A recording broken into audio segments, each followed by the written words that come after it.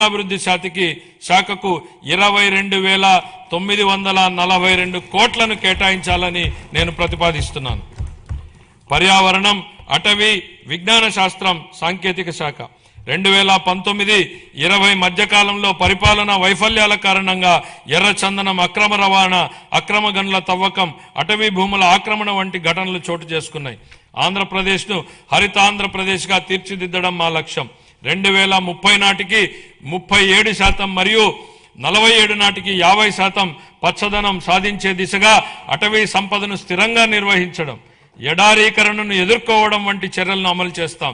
వ్యూహాత్మక పర్యావరణ రక్షణ వలయంగా గ్రీన్ కవర్ వాల్ ఆఫ్ ఆంధ్రప్రదేశ్ను అమలు చేయనున్నాం.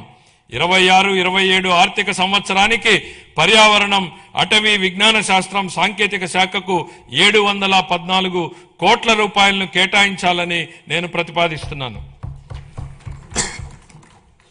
పట్టణాభివృద్ధి అమృత్ 2.0 పథకం కింద 111 పట్టణ స్థానిక సంస్థల్లో మొత్తం 506 ప్రాజెక్టులు అమల్లో ఉన్నాయి.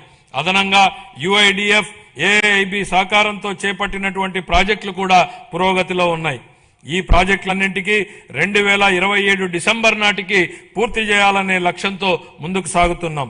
ఆ సందర్భంలో 2 సంవత్సరాల వ్యవధిలో యుఐడిఎఫ్ కింద ఆంధ్రప్రదేశ్కు అదనంగా 4,000 కోట్లను మంజూరు చేయడంలో సహకరించిన గౌరవ కేంద్ర ఆర్థిక మంత్రి గారికి మా కృతజ్ఞతలు.